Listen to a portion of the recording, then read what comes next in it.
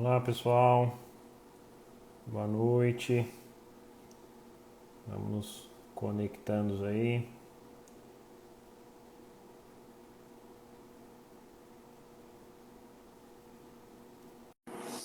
Olá pessoal, sejam bem-vindos. Quem for conectando, compartilhar aí a live nos seus Instagram, a gente fazer um bate-papo bem legal hoje aí com a presença do professor Sila, que já se conecta aí com a gente. Muito obrigado.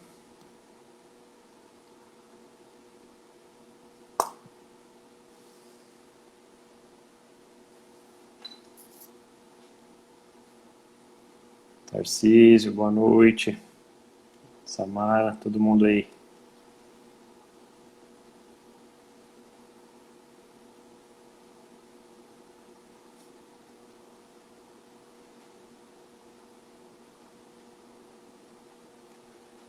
Esperando aí o professor Sila já se conecta, gente.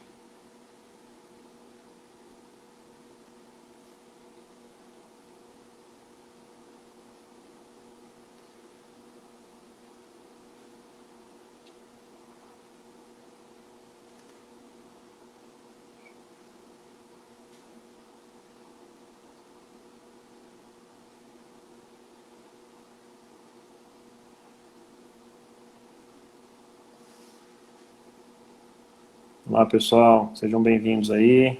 Mais alguns segundinhos, o professor Sila estará com a gente aqui.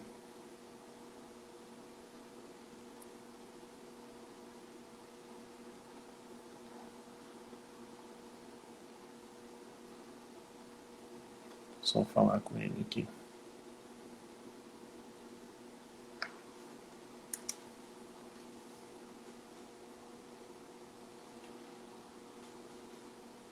Ô Android, tudo bem? Bom ter você aqui com a gente. Nicolas, todo mundo aí.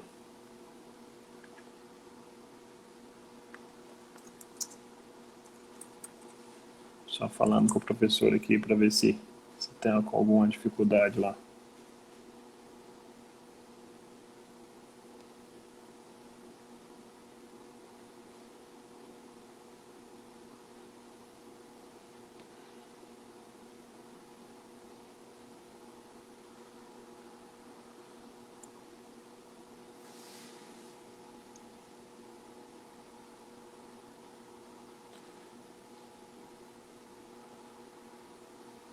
E aí pessoal, acho que o professor Sila está com algum probleminha. Acho que não está conseguindo conectar. Eu vou só respondê-lo aqui e a gente já inicia. Só um segundo.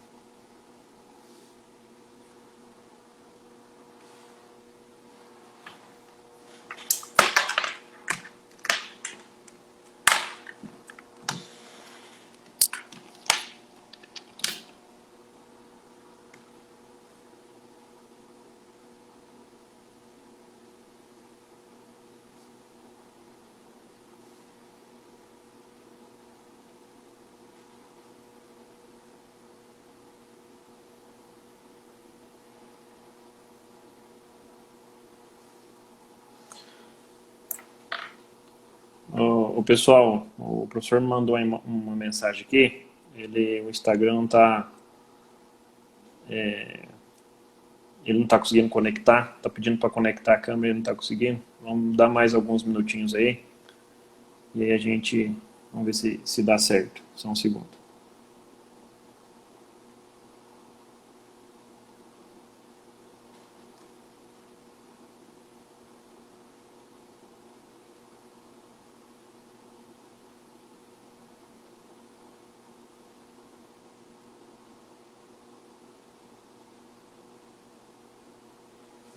Enviei a solicitação de novo aqui, vamos ver se vai dar certo.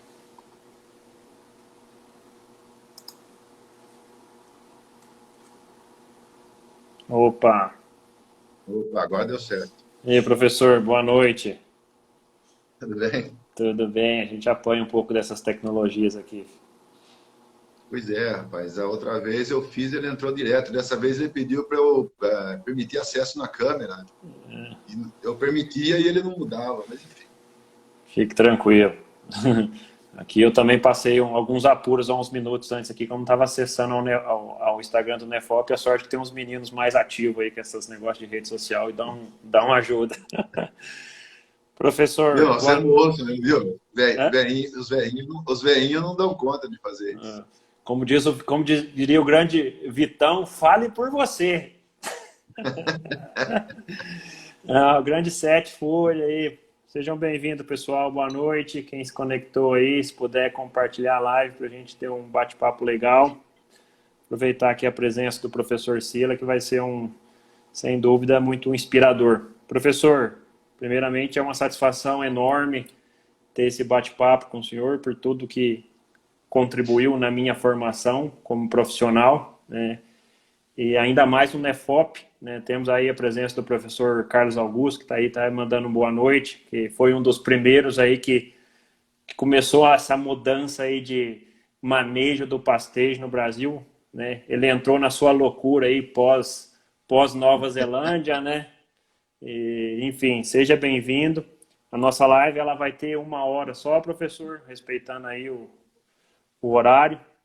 Então, na hora que tiver faltando alguns minutos, eu aviso. A gente vai ser bem um bate-papo, né, com perguntas que o pessoal for mandando, enfim. Então, primeiramente, muito obrigado, seja bem-vindo por essa contribuição aqui ao grupo e, enfim, a todos que assistirem. Não, boa noite, Denilson, e a todos. Eu que agradeço o convite, para mim é uma satisfação participar, especialmente por conta da natureza da participação, tendo vocês como egressos, ex-orientados, né? Você da geração mais nova, e Carlos Augusto Brandão de Carvalho, da geração original, da primeira fornada, vamos chamar assim, né? É um prazer para mim. Não, com certeza. A gente fica muito, muito contente, ainda mais conversar de um tema que às vezes a gente vê no dia a dia que parece que é algo, pelo menos no nosso entendimento, né, que está trabalhando, que está pesquisando, algo que é primordial e muitas vezes em condições de fazenda é o último item, né, que se toma atenção, né? Então, eu começo, né, instigando esse nosso bate-papo fazendo, né, uma pergunta que foi um pouco o tema da live, da divulgação, dá para intensificar, né? O manejo do pastejo, ele permite intensificar um sistema de produção animal, né, quando ele é embasado no uso da pastagem? A gente pode fazer essa afirmação ou a gente não pode? Claro que pode. O que é intensificar? É produzir mais por unidade diária. É você explorar da maneira mais eficiente os recursos produtivos. E o primeiro recurso mais significativo que o proprietário dispõe é a fazenda e as suas áreas de pastagem. O que não pode admitir é que no primeiro passo do processo de produção, antes dele ter o produto comercializável, seja o boi ou seja o leite, ele negligenciar a colheita daquilo que é a base do sistema de produção dele, o pasto, né? Por vezes, as pessoas elas se sentem estimuladas e até estimuladas a adubar para aumentar a produção, a irrigar para aumentar a produção, produtividade, ou intensificar o processo produtivo, colocar genética, melhorar a genética, né?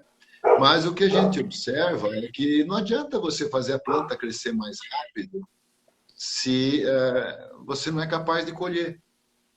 Mais coerente e mais efetivo é você colher melhor aquilo que você produz. Em vez de colher 30%, 40% da forragem produzida e desperdiçar o resto, que normalmente se acumula na forma de macega, como material morto, que acaba dando problema de roçadas e queimadas futuras, potencialmente, seria você dobrar, por exemplo, a eficiência de colheita de 30% para 60%, ou de 40% para 80% da forragem produzida você colhe. E é difícil fazer? Não. Basta você entender como a planta cresce e entender que elas têm um ponto de colheita como qualquer outra cultura qualquer. E o que eu ganho quando eu respeito o ponto de colheita e entendo a importância de colher a forragem no ponto correto?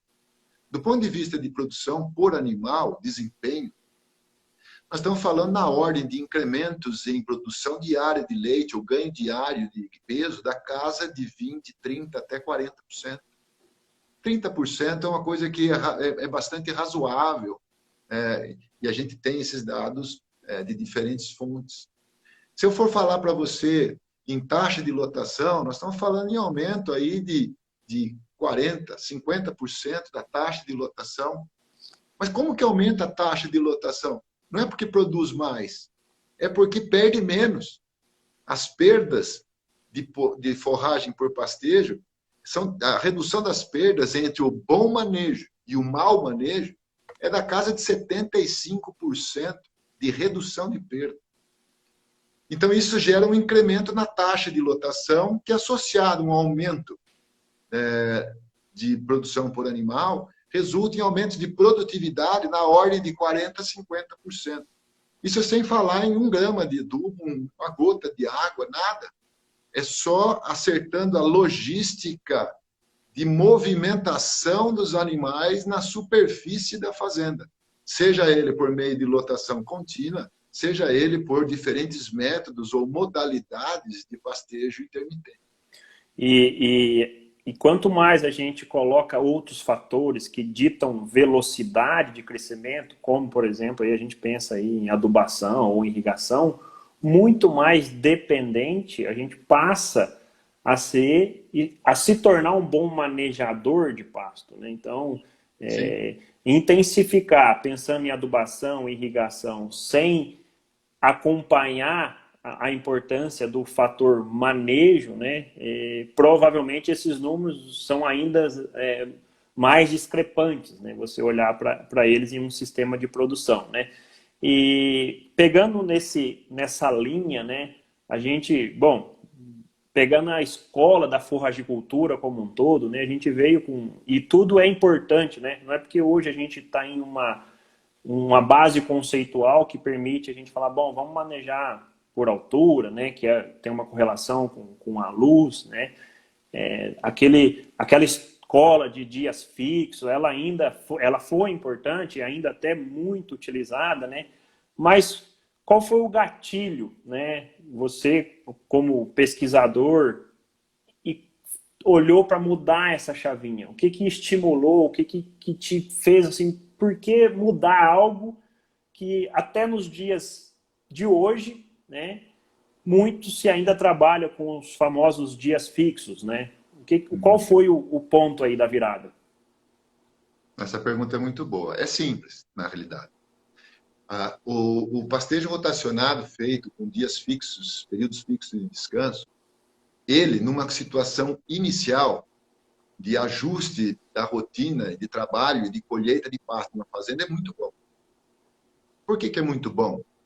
Porque o indivíduo que está numa situação ruim, muitas vezes é porque ele não tem controle de processo algum lá dentro. Então, o fato de você ordenar piquetes e incutir nele o reconhecimento da necessidade de seguir um cronograma de colheita e se organizar para colher, esse é o grande benefício. Em primeiro lugar, ele é psicológico muito mais do que físico.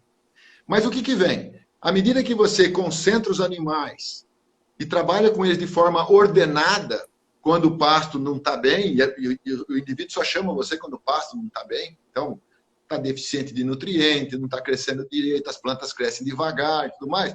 Nessa condição, o simples ordenamento do pastejo, concentrando animais, colhendo de forma eficiente, depositando fezes e urina de maneira adequada, mais homogênea, ele, junto com os procedimentos de correção da fertilidade base e reposição de nutrientes que eventualmente sejam necessários, né? Os 2, 3 primeiros anos são muito bons. Muito bons porque você vai melhorando as condições de solo, de fertilidade do solo, matéria orgânica do solo, e a planta começa a crescer cada vez mais rápido. Mas como a base inicial de crescimento é uma velocidade lenta, não importa se você está trabalhando com altura ou com dias fixos, porque dificilmente o descanso que você dá é longo o suficiente para a planta passar do ponto. Por quê? Porque ela cresce devagar. É que nem você andar num carro muito devagar na estrada e ter medo de fazer uma viagem de 100 quilômetros e perder e passar do ponto. Se você está viajando a 30 quilômetros por hora, você pode viajar 5 horas que você não passa do ponto. Você vai cansar de andar de carro antes de você passar do ponto. Agora, a hora que você melhora a velocidade de deslocamento na estrada do carro, que a planta cresce mais rápido, que o meio melhora, se você não prestar atenção na sinalização da placa da estrada que diz entre aqui, você perde. E não vai ser a hora do relógio que vai dizer. É o quão rápido você está deslocando, porque você pode cobrir uma maior distância em menos tempo. Tempo que é variável em função da condição de trânsito ou de crescimento. Então, qual que foi o gatilho? O gatilho foi que desde 1973, quando foi feito o primeiro simpósio de manejo de pastagem nasal, com o objetivo de compilar as informações, trazer os especialistas que trabalhavam em fisiologia de plantas forrageiras e ordenar o conhecimento, expandir o conhecimento, estender o conhecimento sobre o manejo de plantas, o pastejo rotativo com períodos fixos foi um divisor de águas. Isso aí mudou muita coisa, organizou muita coisa, mas não demorou muito, 3, 4 anos na frente, você tinha gente vindo no simpósio e falava assim, escuta, eu estou numa situação agora que eu faço a correção que vocês falam, eu faço o ajuste na lotação que vocês falam, mas eu não dou conta de colher o capim, está no rebaixa, estou tendo que roçar, está passado, o gado não come. Onde que eu estou errando? Não, se você for ver bem, não está errando em nada. Onde está o erro? O erro está que agora ele está num outro patamar. E que o sentido de organização e referência de colheita não pode jamais ser um calendário humano. E ele agora é refém daquilo que foi a solução. Ele agora fica preso e o principal problema, o calcanhar de Aquiles dele, é vincular a colheita da planta num período fixo. É esse indivíduo que estimulou a gente buscar as respostas e entender por que ele fazendo, teoricamente, tudo certo, ele estava tendo dificuldade e tendo aí nos 2, 3 primeiros anos ia bem e depois degringolava. Principalmente as pessoas que punham o pasto embaixo de pivô e começavam a adubar. Então aí que vamos estudar. Então deve estar relacionado com o momento que a planta cresce, a forma que cresce. Por quê? A reclamação era que sempre que os animais entravam, o pasto estava muito alto, era difícil de baixar, tinha que ficar roçando todo ano, e repasse, repasse, repasse. E, na realidade, a gente foi estudar, e depois o grupo do Paulo mostrou bem isso lá do sul, os animais respondem a folhas, eles precisam de pasto que forneça folhas. Como é um problema para eles, do ponto de vista físico, mecânico e nutricional. Então, a ideia é produzir pastos com elevada proporção de folhas, pouco comos, e se tiver que ter como jovens, tenros. E aí você tem que entender qual é o ponto de virada no crescimento da planta, em que ela começa a fazer como mais do que folha. E foi aí que surgiu os estudos de estudar a rebrotação, o período de rebrotação, identificar isso e associar um indicador de campo que, esperançosamente, à época, deveria ser prático, ou gostaria-se que fosse prático e útil. E a história foi mostrando que isso está relacionado com dinâmica de luz. Luz determina o potencial de crescimento. Água, nutrientes determinam a velocidade com que esse potencial é realizado ou não, né? E que no fim do dia a luz ela é captada por o tamanho do aparato fotossintético da planta, sua área foliar, que por sua vez tem uma correlação, uma associação positiva muito forte com um indicador de campo muito simples de lidar, que é a altura. E foi assim que surgiram as metas ou alvos do manejo. Sim, não, perfeito, né? E você falou do termo de usar o calendário, né, como um efeito psicológico, e a gente ainda sofre desse efeito quando a gente tira esse efeito psicológico lá no início, né? Quando uma pergunta simples, né? Quando a gente pensa em mudança de de filosofia, em termos de manejo do pastejo, na determinação, por exemplo, de quantos piquetes eu vou dividir a área de uma pastagem, por exemplo, de um capim, de um mombaça, de um Tanzânia ou de um elefante, né? A gente vem da escola, né? Matematicamente fica muito confortável a gente usar dias de descanso pelos dias de ocupação, mais dias mais um, né? Ou enfim. Então, como lidar com isso? O que eu falo para esse produtor, né? Ou uma região quando ele vai assistir a sua live, vai ver as suas palestras, vai ler os nossos textos. Falei, opa, vou fazer isso aqui. Primeira pergunta, quantos piquetes eu ponho, né, eu formo na minha fazenda agora? 20, 30, 40, 50? E aí, como que a gente pode dar uma luz para esse produtor para a coisa ainda continuar simples, né? Para não ficar complexo no processo? Veja, é aquela história, né, de você ficar preso no referencial e quando você muda o referencial, parece que tirou o chão debaixo dos seus pés, né? E, na realidade, que importância tem o número de piquetes na fazenda? O número de piquetes não importa, não tem importância determinante nenhuma. O que manda é o intervalo de pastejo, que é o ciclo da planta associado com o ponto correto de colheita. Então, o que você precisa ter é um número mínimo de pastos ou piquetes que permita você gerar múltiplos, que definam uma amplitude adequada, útil, de manejo. Então, se você fizer 8, 10, 15 pastos ou piquetes num módulo, você pode fazer vários módulos de rotação. Vamos falar de um módulo. 10, 12 piquetes, por exemplo, e você fizer um dia de ocupação, você vai trabalhar com 12 dias de descanso, 12 piquetes. Se eu fizer 2 dias de ocupação por piquete, vai para 24, se eu completar um ciclo inteiro nos 12 com 2 dias. Se eu fizer 3 dias, vai para 36. Se eu fizer 4 dias, 48. Mas eu posso rodar alguns piquetes com um dia, alguns piquetes com 2 dias, outros piquetes com 3 dias. Então você vai gerando múltiplos que vai de uma amplitude de 10 até 60. E aí cabem todos os tipos de estratégia que você possa eventualmente ou possivelmente vir a precisar durante uma estação de crescimento. Então, isso quer dizer o quê? Você tem um número base, 10, 12, 15, e você joga com o período de ocupação para gerar os múltiplos e fazer o comprimento da rotação ou o comprimento do ciclo de pastejo em função da velocidade que o seu pasto cresce. Mas como que isso funciona? Se o seu pasto está crescendo muito rápido e você está olhando o pasto da frente e você vai assim, pô, eu estou nesse aqui, mas já tem 2 para frente. O que você tem que fazer? Perder o ponto não pode. Já aprendeu que se passar do ponto, vem como, vem material morto, vem aquela monte de problema. Então você tem que acelerar a rotação. Não tem animal para comer. Então o que você tem que fazer para acompanhar o pasto? Larga o resíduo mais alto e vai para frente. Continuar crescendo rápido, solta o resíduo mais alto e vai para frente. Você tem que abrir o pasto para ele voltar a fazer só folha e não fazer cor. Quando você faz isso, você vai largando um resíduo mais alto para trás. Resíduo mais alto é mais área foliar remanescente. Isso é bom para o animal, porque ele está recebendo uma dieta extremamente generosa de coisas. Bom para o pasto, porque a área foliar remanescente é alta de qualidade. O pasto rebrota muito rápido. Então, nisso você está fazendo uma aceleração da rotação.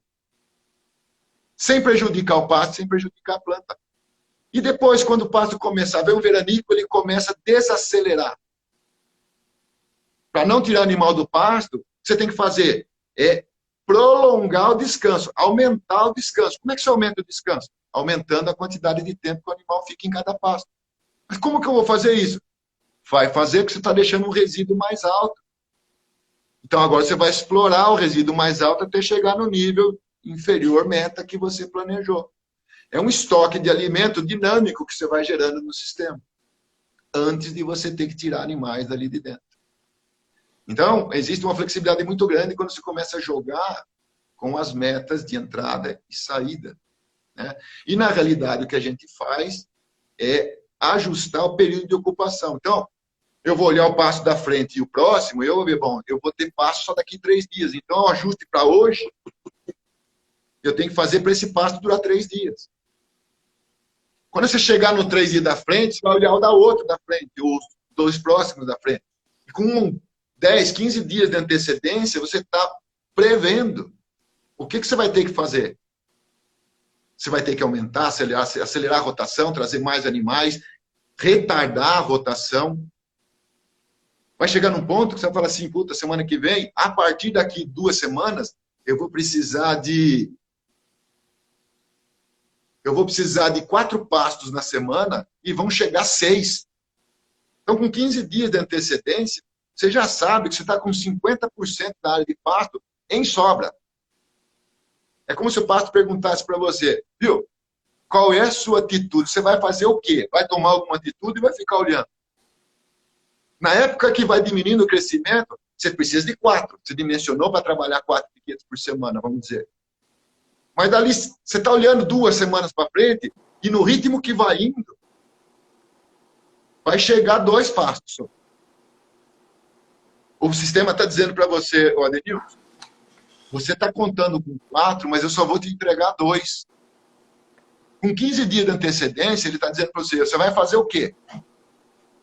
Como é que você vai lidar com essa situação? Né? Então, eu costumo dizer que o pasto fala com a gente. A gente precisa aprender a escutar o pasto e entender o que ele fala. Essa é a linguagem dele, se você aprende a ler os sinais. Então, o grande fiel da balança hídrica não é muito número de piquetes, apesar de ser a maior preocupação. A primeira pergunta que vem é essa. Trabalha com 10, 15 no máximo, por módulo.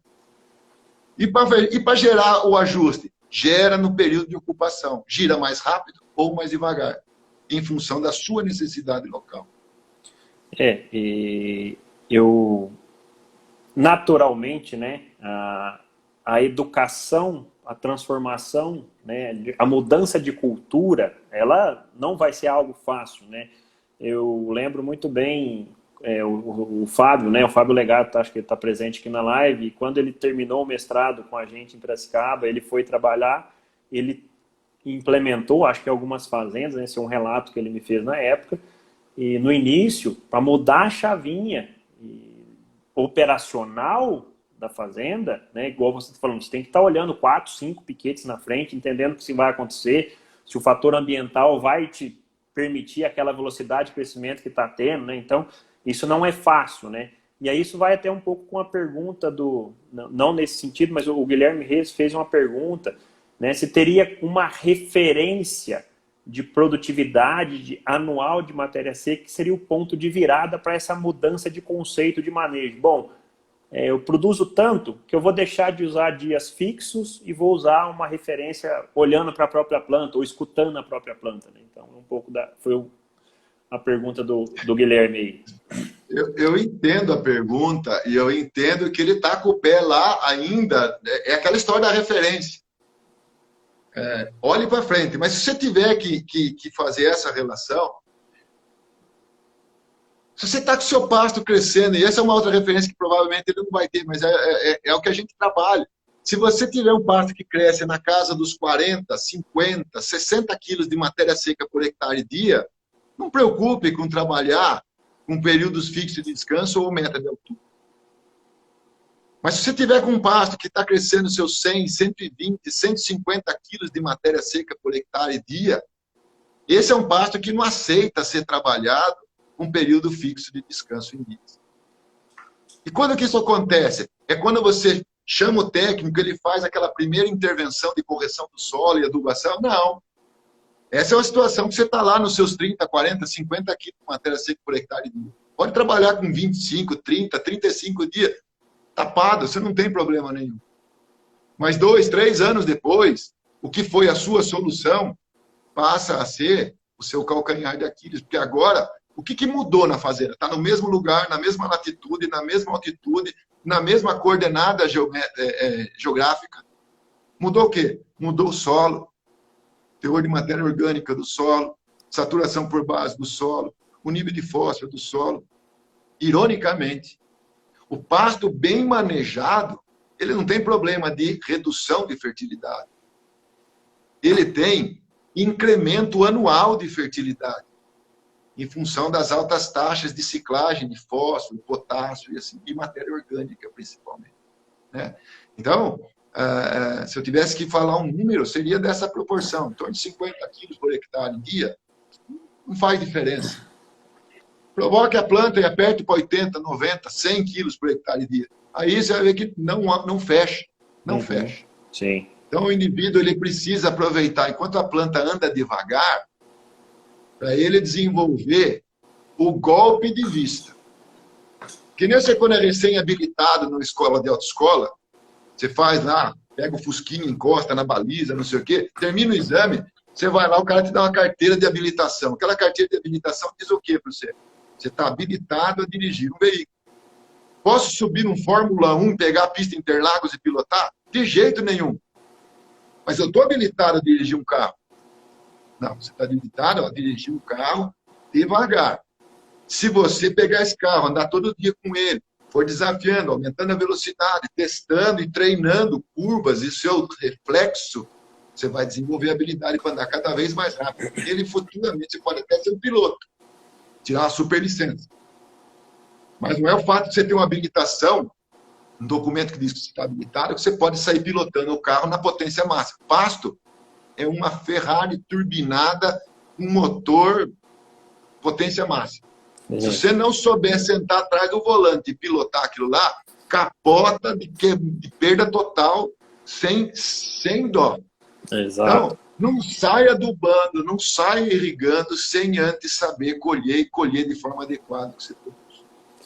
É uma mudança de paradigma ou de visão, né? Uma experiência que eu tive na minha vida profissional trabalhando com agricultores, né? Em que ele está 2 vezes ao dia rodando um talhão de soja e olhando se tem, por exemplo, um ataque de pragas para ver se ele tem que entrar com um inseticida, se for o caso, para que ele consiga colher lá no final seus 80, 100, sei lá quantos sacos de soja por hectare. É o que a gente tem que fazer com o pasto, né? Saber se o que está acontecendo nos próximos piquetes vai permitir que eu mantenha aquela taxa de lotação ou aquela taxa de ocupação, né? Então, acho que são as chavinhas, né? E falando em velocidade, né? Você estava falando em taxa de crescimento, a pergunta da Marina, eu consigo controlar essa velocidade de crescimento para adequar a demanda com adubação nitrogenada pós-pastejo? Deu uma cortadinha, não entendi o começo da pergunta. Pode repetir? Posso. A pergunta da Marina, né, pensando em se é possível controlar a velocidade de crescimento para adequar uma demanda utilizando a adubação nitrogenada no pós-pastejo? Pode. O nitrogênio é um acelerador de crescimento. Então, se você tem uma fertilidade basal adequada, saturação por base, fósforo, potássio, proporção de cálcio, magnésio, potássio, tudo adequado, o que o nitrogênio vai fazer? O nitrogênio é o pedal do acelerador. Se o seu pasto está andando numa velocidade que é suficientemente alta para a velocidade que o seu rebanho consome, você não tem que fazer ele crescer mais rápido, a não ser que você queira pôr mais animais. Ou gerar excedente para conservar. Então, você pode, não precisa adubar todo o ciclo de pastejo, você pode deixar um ciclo sem adubar e outro aduba um sim, aduba um não. Se pelo contrário, eu estou vendo que o meu pasto na frente está diminuindo e eu preciso que ele cresça mais rápido, se eu tiver umidade no solo, previsão de chuva, eu posso estimular por meio de mais adubação. Aí é mais confortável quem tem água no sistema. Quem tem irrigação, em época de veranico, deita em nada de braçada, porque ele pode, quando água, manter estável o crescimento, tira o risco. E se ele quiser acelerar, ele põe o turbo, que é o nitrogênio. E ele vai dosando água e nitrogênio. E ele pode adubar um sim ou não, um sim ou não. Você não precisa adubar todo o ciclo de pastejo. Então, a pergunta é muito boa. E, na realidade, ela vai de encontro àquilo que a gente fala. Nitrogênio, lâmina d'água e frequência de irrigação, nível de suplementação, taxa de lotação, são todas variáveis meio, não fim. Para manter ou ajudar a criar e manter as metas de pasto. O fim é a meta de pasto. É ela que tem que prevalecer. É ela que determina quando você vai adubar, se você vai adubar, quando você vai irrigar, se você vai irrigar, quanto você vai suplementar, se você vai suplementar, e não o contrário. Então, num ambiente de pasto profissional, suplementação, adubação nitrogenada, irrigação, são ferramentas de gestão, e não o contrário. Sim. A Marina até fez um complemento na pergunta dela, né, colocando que, às vezes, ajustar a quantidade. Você deu um exemplo de adubar ou não adubar naquele ciclo, né? Você também pode variar a quantidade que você está adubando entre os ciclos, né? Nesse ciclo foi Sim. 50, no próximo vai ser 30, enfim. Então, entendo que é uma outra estratégia também, né? Além de adubar e não adubar, né? Eu vou dar um exemplo disso aí. A gente estava com o experimento do capim mombaça, foi o primeiro que a gente fez da série de rotativo, que gerou os primeiros resultados com altura.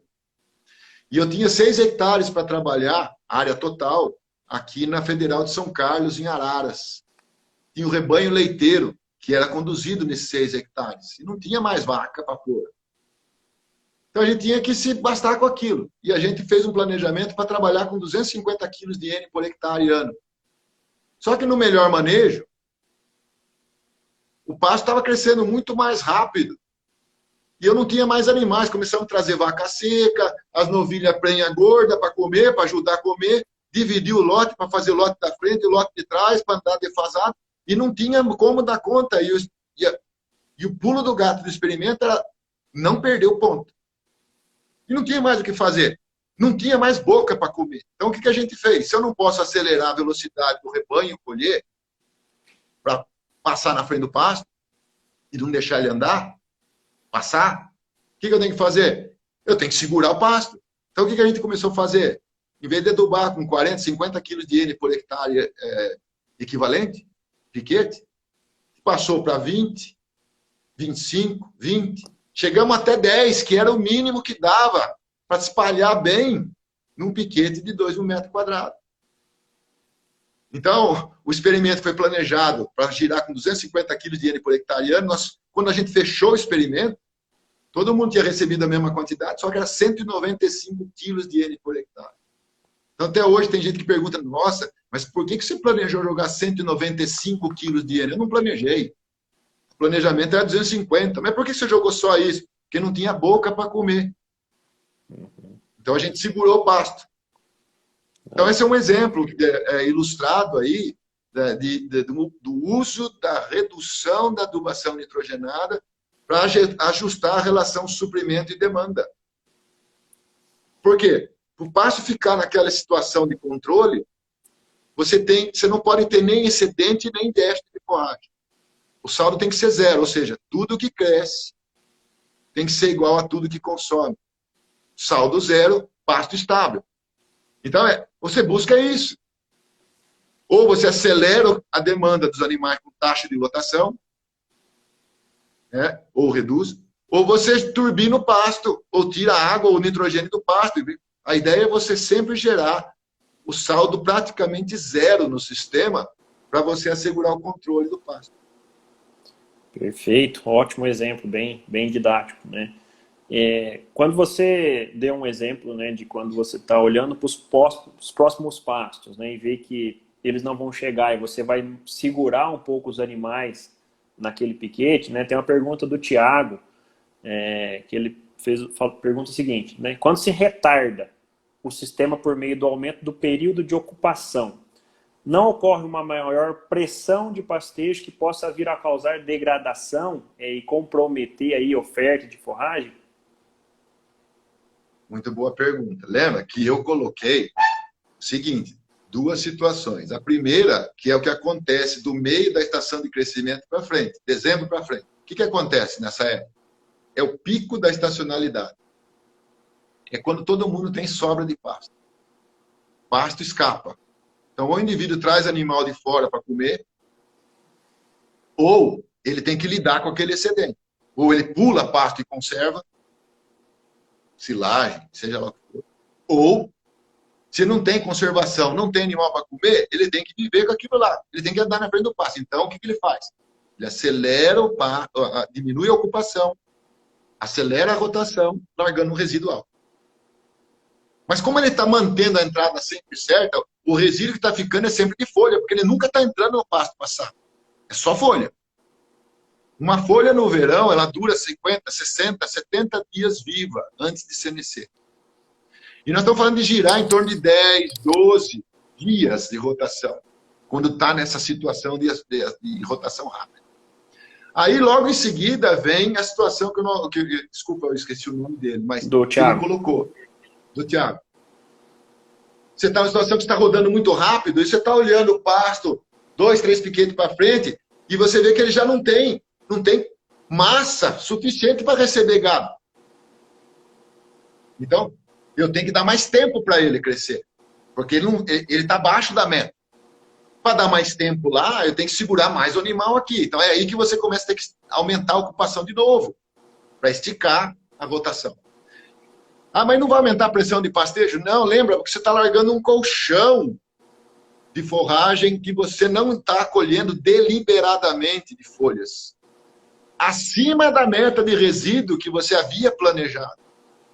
Então, você vai passar talvez 2 ciclos para consumir esse colchão de folhas verdes que estavam lá acima do resíduo originalmente planejado. Mas e depois disso? Bom, depois disso, você está no fim da estação de crescimento, você já teria que estar se preocupando em diminuir a lotação por meio de trazer, ou tirar animais da área e vender animal gordo, ou colocar animais em um regime parcial de suplementação volumosa, como todo mundo faz no período de transição das águas para seca. Mas é importante a colocação dele, quando a gente faz esse aumento dos dias de ocupação, sempre vem depois de um período de excedente, quando você tem um colchão. Agora, se eu tiver que fazer isso, já estando no meu limite de resíduo, que eu não devo ir abaixo, seguramente vai gerar, sim, um aumento da pressão. E aí, se você não tem esse colchão e se vê nessa posição, o que o sistema está dizendo para você ali? Comece a se preocupar daquele exemplo que você precisa de 4 piquetes e vai chegar só 2. E você já está consumindo isso daí. Vai entrar no seu limite. O sistema está dizendo assim, ó, daqui 15 dias, você vai ter que passar a suplementar 50% da sua necessidade diária de matéria seca. Dos 4 piquetes que você precisa, eu só vou entregar 2. Ou seja, você tem um déficit nominal potencial dali 15 dias de 50%. Agora, o sistema diz para você quando suplementar, em que proporção se deve suplementar. Só não vai falar que lote e quanto você vai dar para cada um. Você vai ter que fazer uma economia de 50% lá dentro. Nesse caso, ele está indicando para você, olha, não adianta você apertar a rotação aqui, porque você vai judiar da planta, vai judiar do animal, e o seu problema não vai ser resolvido. O seu problema é que está no final da estação de crescimento, então é hora de você ir trazendo proporcionalmente, nesta proporção, que é o número de piquetes faltantes em relação ao que você precisava, a cana-de-açúcar, silagem de milho, silagem de capins, pasto diferido, seja lá o que for seja utilizado como recurso de volumoso suplementar.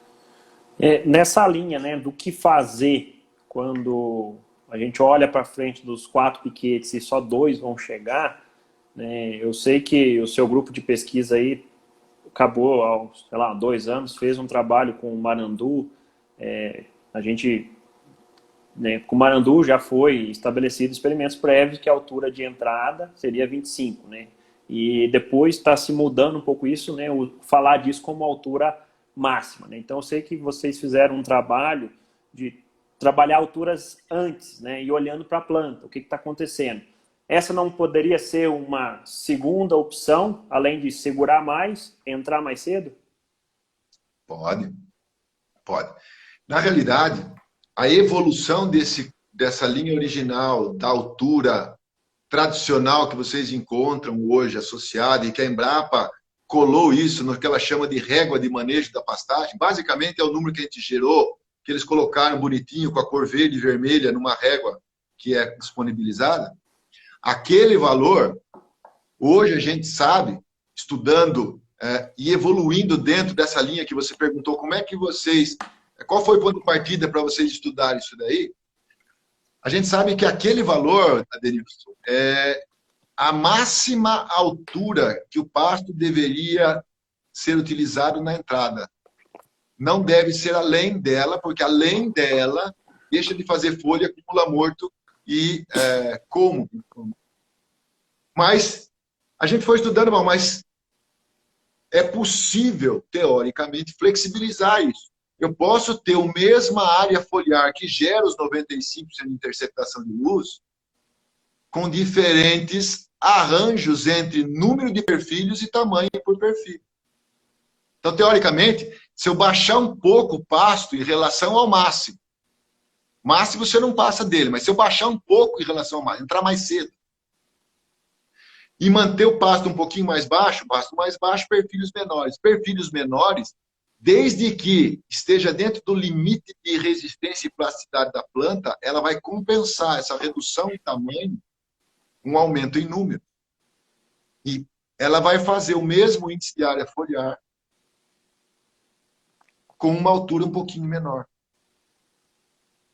Sem perder produção.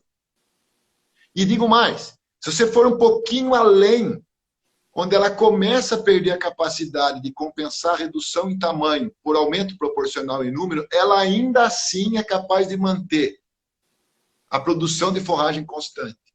Porque é uma situação onde ela cresce menos, porque tem menos área foliar. Mas ela também senesce proporcionalmente menos ainda. Então, o balanço crescimento-senescência é tão grande quanto ele era na situação original. Então, existe aí uma banda de flexibilidade em relação à meta de altura máxima de entrada, que era aquela que determinava tradicionalmente, que gira em torno de 30% a 35% da altura máxima para baixo. Ou, se você preferir, em torno de 65% a 70% da altura máxima como limite inferior da meta de entrada.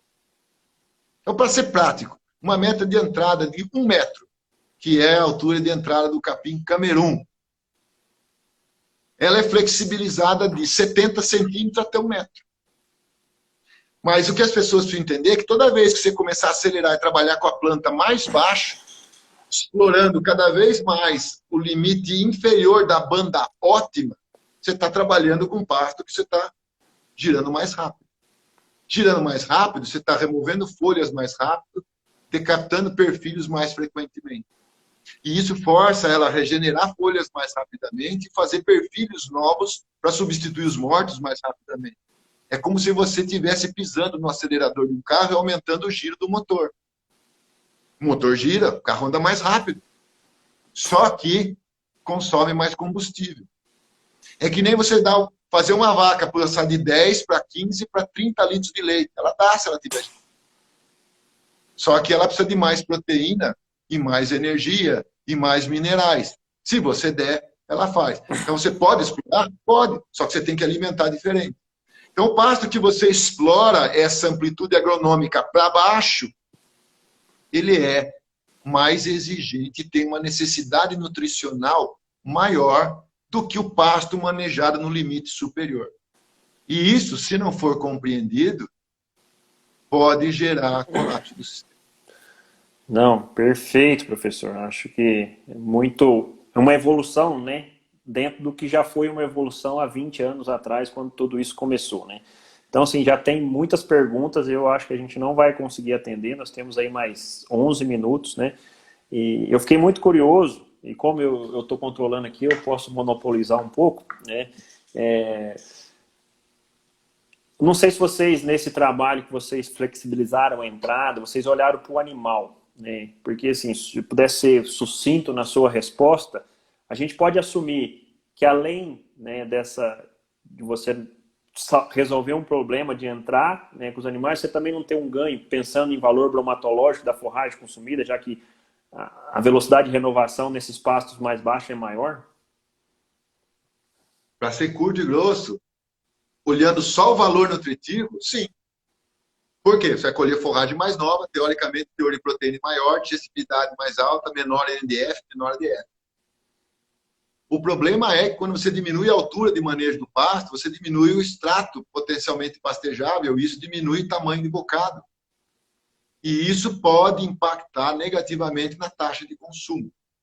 Se não houver o aumento proporcional em taxa de consumo que compense a redução em tamanho de bocado. Aí nós entramos agora, interessante, na compensação do comportamento ingestivo. Se o animal trabalhar com a mesma taxa de consumo no limite inferior de manejo, da altura de manejo, compensando a redução em tamanho por bocado pelo aumento em taxa de bocado, 100%, ótimo. Você tem manutenção do consumo de matéria seca com maior concentração de nutrientes. Isso é seguro que gera aumento de desempenho. Agora, tem plantas que, pega um marandu, por exemplo. Se você trabalhar com 70% da altura máxima de entrada de 25, 70% de 25 dá 7,5, 35, 7,2, 14, 17. É isso? 17,5. 17 centímetros. Ainda 17 centímetros. Se você baixar metade dessa altura, que é o rio, entrar com 17, vai. E baixar para metade, que é o que seria de folhas, é 8. 8 é menos do que 10 centímetros. 10 centímetros, se for na literatura, representa uma profundidade de pastejo que é problema para o animal. Uma restrição. Qualquer coisa inferior a 10 centímetros para um bovino adulto é problema, porque ele diminui a profundidade de pastejo, diminui a profundidade de bocado, e ele não consegue consumir o que ele consumiria, mesmo com o maior valor nutritivo da forragem. O problema não é nutricional, o problema é de enchimento. Então, nós não medimos comportamento ingestivo e taxa de consumo ainda. Nós vamos fazer isso. Mas os dados que a gente conhece é que permite a gente hipotizar isso, fazer a hipótese de que funciona, é de que se pasto manejado um pouco mais baixo tiver o menor tamanho de bocado compensado pela taxa de bocados, mantendo a taxa de consumo, sem problema. O melhor valor nutritivo com a mesma quantidade consumida vai gerar maior ingestão de nutrientes. Mas isso aí precisa ser medido, a gente está para medir. Ok. Tem algumas perguntas na frente do professor Guto e acho que do próprio Guilherme tinha feito, mas como as outras duas aqui eles são vinculados ao tema, vou fazer elas rapidinho. Né? A pergunta do Fernando, né? Essa diminuição das alturas alvos, né? Tendo como altura máxima, ele acha bem interessante, mas ele questiona o reflexo nas próximas estações, né? Quanto que você reduzir nessa altura em função de uma altura meta. Essa é uma pergunta do Fernando. E a pergunta do Rodrigo é: essa flexibilidade de entrada mantém a saída igual? A saída é sempre metade, não passa da metade da altura de entrada, ponto. Por quê? Porque a partir da metade para baixo, você começa a diminuir folhas em demasia, a área foliar residual é muito baixa, e você começa a explorar colmo e morto. Isso é ruim para o animal e ruim para a planta. Então, regrinha de ouro, nunca menos do que 50%. Ponto. Em qualquer da altura, mesmo que de um pasto passado, não baixe menos de mais do que 50%. O animal não vai baixar mais do que 50% num pasto passado. A pergunta lá de você trabalhar com uma altura mais baixa ao longo das estações ou de ano para ano. Veja, a flexibilidade ela foi estudada e ela só é trabalhada dentro do limite de resistência da planta. O que é limite de resistência da planta? É o limite que você pode explorar ela até... É o ponto a partir do qual ela perde a capacidade de regenerar a sua área foliar e, portanto, ela entraria numa situação de redução de crescimento, perda de vantagem competitiva com qualquer outra planta ao lado e entraria em processo de hidratação. Então, esse é o limite de resistência. Essa flexibilidade ela é baseada nesse limite. A gente põe o dedo para saber onde ele está e mede para cima um tanto e fala, daqui para cá, daqui para cima você pode, daqui para baixo jamais. Então, essas metas que a gente passa, tem embutido nisso. Agora, o que a gente fala é, cuidado, porque quanto mais você se aproxima do limite inferior, que vai se aproximando do limite de resistência, a planta é nutricionalmente muito mais exigente.